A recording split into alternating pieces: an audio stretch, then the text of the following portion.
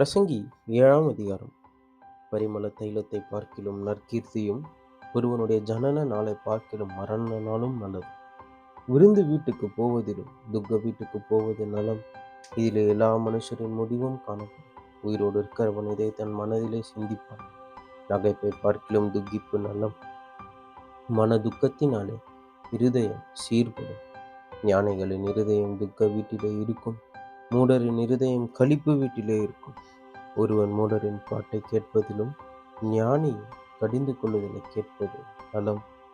மூடனின் நகைப்பு பானையின் கீழடிக்கிற முள்ளுகளின் படபடைப்பை போல் இருக்கும். இதுவும் மாயையே. இடுக்கனானது ஞானியையும் பைத்தியக்காரனாக்கும். பரிதானம் இருதயத்தை கெடுக்கும்.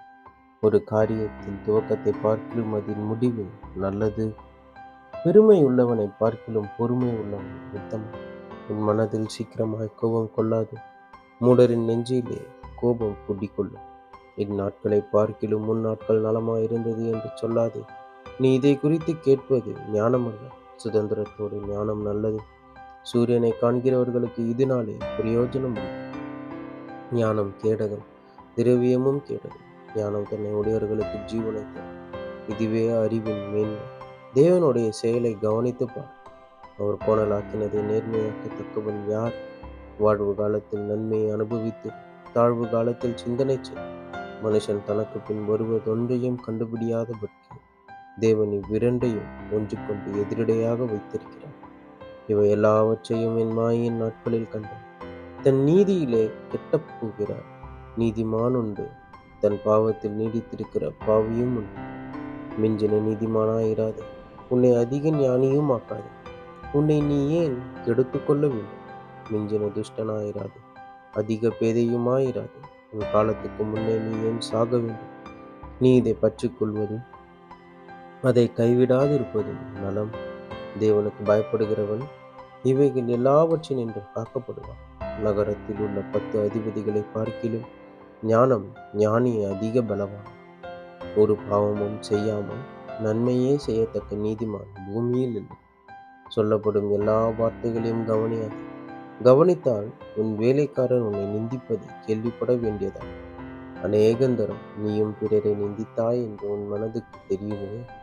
இவை எல்லாவற்றையும் ஞானத்தினால் சோதித்து பார்த்தேன். நான் ஞானவான் ஆவேன் என்று அது எனக்கு தூரமாயிற்று. தூரமும் மகா ஆழமுமாயிருக்கிறதை கண்டடைகிறவன் யார்? ஞானத்தையும் காரண காரியத்தையும் விசாரித்து ஆராய்ந்து அறியவும், மதிகேட்டின் ஆகாமியத்தையும் புத்தி மயக்கத்தின் பைத்தியத்தையும் அறியவும் என் மனதை செலுத்தினேன். கண்ணிகளும் வலைகளும் ஆகிய நெஞ்சமும் கயிறுகளும் ஆகிய கைகளும் உடைய ஸ்திரீயானவள் சாவிலும் அதிக கசப்புள்ளவள் என்று கண்டேன்.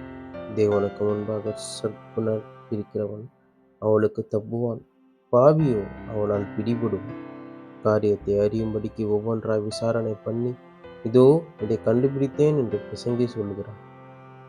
என் மனம் இன்னும் ஒன்றை தேடுகிறது, அதை நான் கண்டுபிடிக்கவில்லை. 1000 பேருக்குள்ளே ஒரு புருஷனை கண்டேன், இவர்கள் எல்லாருக்குள்ளும் ஒரு ஸ்திரீயை நான் காணவில்லை. இதோ தேவன் மனுஷனை செம்மையானவனாக உண்டாக்கினார், அவர்களோ அநேக உபாய தந்திரங்களை தேடிக்கொண்டார். இதை மாத்திரம் கண்டேன் என்பது. பிரசங்கி 8ஆம் அதிகாரம். ஞானமுள்ளவனுக்கு ஒப்பானவன் யார்? காரியத்தின் தாற்பரியத்தை அறிந்தவன் யார்? மனுஷனுடைய ஞானம் அவன் முகத்தை பிரகாசிக்க பண்ணும். அவன் முகத்தின் மூர்க்கம் மாறும். ராஜாவின் கட்டளையை கை கொண்டு நட என்று நான் உனக்கு எச்சரிக்கிறேன். நீ தேவனுக்கு இட்ட ஆணையின்படியே இதை செய். நீ அவன் சமூகத்தை விட்டு விலக துரிதப்படாதே. பொல்லாத காரியத்திலே பிடிவாதமாய் நில்லாதே. அவன் தனக்கு இஷ்டமானதெல்லாம் செய்வான். ராஜாவின் வார்த்தை எங்கேயோ அங்கே அதிகாரம் உண்டு. நீ என்ன செய்கிறீர் என்று அவனுக்கு சொல்லத்தக்கவன் யார்? கற்பனையை கை கொள்ளுகிறவன் ஒரு தீங்கையும் அறியான். ஞானியின் இருதயம் காலத்தையும் நியாயத்தையும் அறியும். எல்லா காரியத்துக்கும் காலமும் நியாயமும் உண்டு. ஆதலால் மனுஷனுக்கு நேரிடும் சஞ்சலம் மிகுதி. இன்னது சம்பவிக்கும் என்று அவன் அறியானே. அது இன்னுவிதமாய் சம்பவிக்கும் என்று அவனுக்கு சொல்லத்தக்கவன் யார்? ஆவியை விடாதிருக்கிறதற்கு ஆவியின் மேல் ஒரு மனுஷனுக்கும் அதிகாரம் இல்லை. மரண நாளின் மேலும் அவனுக்கு அதிகாரம் இல்லை. அந்த போருக்கு நீங்கி போவதும் இல்லை. துன்மார்க்கரை துன்மார்க்கன் விடுவிக்கவும் மாட்டாது. இவை எல்லாவற்றையும் நான் பார்த்து சூரியனை கீழே செய்யப்படும் எல்லா காரியங்களையும் சிந்தித்தேன். ஒரு மனுஷன் தனக்கே கேடுண்டாக வேறொரு மனுஷனை ஆளுகிற காலமும் உண்டு. பரிசுத்த ஸ்தலத்துக்கு போக்குவரவு செய்த துன்மார்க்கர் அடக்கம் பண்ணப்பட்டதை கண்டேன். அவர்கள் அப்படி செய்து அந்த பட்டணத்திலேயே மறக்கப்பட்டு போனார். இதுவும் மாயையே. துர்க்கிரியைக்குரிய தண்டனை சீக்கிரமாய் நடவாதபடியால் மனுபுத்திரரின் இருதயம் பொல்லாப்பை செய்ய அவர்களுக்குள்ளே துணிகரம் கொண்டிருக்கிறது. பாவி 100 தரம் பொல்லாப்பை செய்து நீடித்து வாழ்ந்தாலும் என்ன? தேவனுக்கு அஞ்சி அவருக்கு முன்பாக பயந்திருப்பவர்களே நன்றாயிருப்பார்கள் என்று அறிந்திருக்கிறேன்.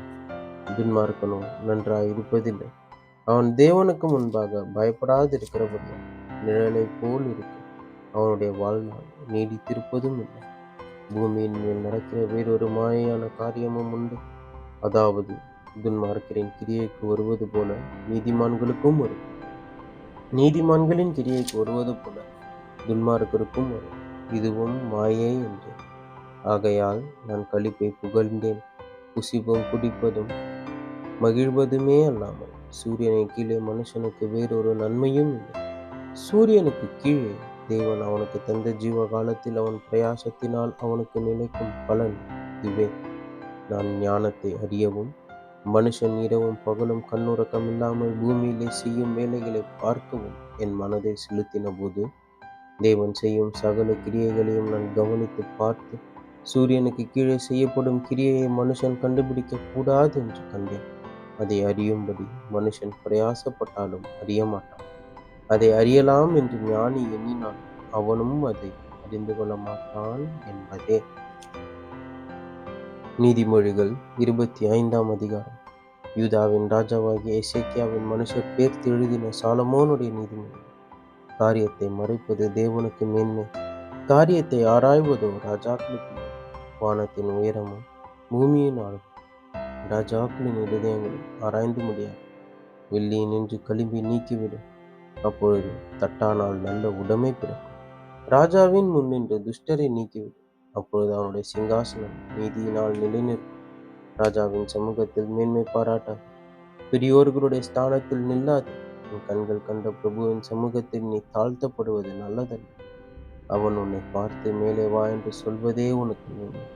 வழக்காட பதற்றமாய் போகாதே.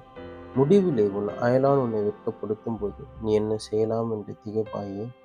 நீ உன் அயலானுடனே மாத்திரம் உன் வியாஜத்தை குறித்து வழக்காடு, மற்றவனிடத்தில் ரகசியத்தை வெளிப்படுத்தாது. மற்றபடி அதை கேட்கிறவன் உன்னை நிந்திப்பான். உன் அவமானம் உன்னை விட்டு நீங்காது. ஏற்ற சமயத்தில் சொன்ன வார்த்தை வெள்ளி தட்டில் வைக்கப்பட்ட பொற்பழங்களுக்கு சமானம். கேட்கிற செவிக்கு ஞானமாய் கடிந்து கொண்டு புத்தி சொல்லுகிறவன் பொற்கடுக்கனுக்கும் அபரஞ்சி பூஷணத்திற்கும் சரி. கோடை காலத்தில் உறைந்த மழையின் குளிர்ச்சி எப்படி இருக்கிறதோ அப்படியே உண்மையான ஸ்தானாபதியம் தன்னை அனுப்பினவனுக்கு இருப்பான்.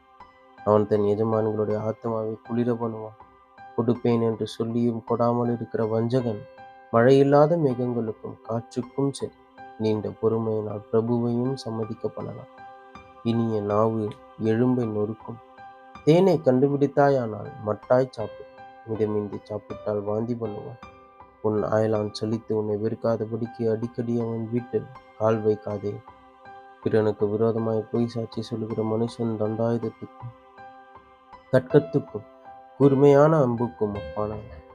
ஆபத்து காலத்தில் துரோகியை நம்புவது உடைந்த பல்லுக்கும் மொழி புரண்ட காலுக்கும் சமானம்.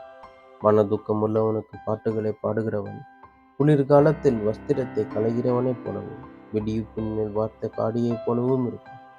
உன் சத்துரு பசியா இருந்தால் அவனுக்கு புசிக்க ஆகாரம் கொடு. அவன் தாகமாய் இருந்தால் குடிக்க தண்ணீர் கொடு. அதனால் நீ அவன் தலையின் மேல் எரிகிற தழல்களை குவிப்பாய். கர்த்தர் உனக்கு பலன் அளிப்பான். படகாற்று மழையையும் புறங்கூறுகிற நாவு கோபமுகத்தையும் பிறப்பிக்கும். சண்டைக்காரியோடைய ஒரு பெரிய வீட்டில் குடியிருப்பதை பார்க்கிலும் வீட்டின் மேல் ஒரு மூலையில் தங்குவதே நலம்.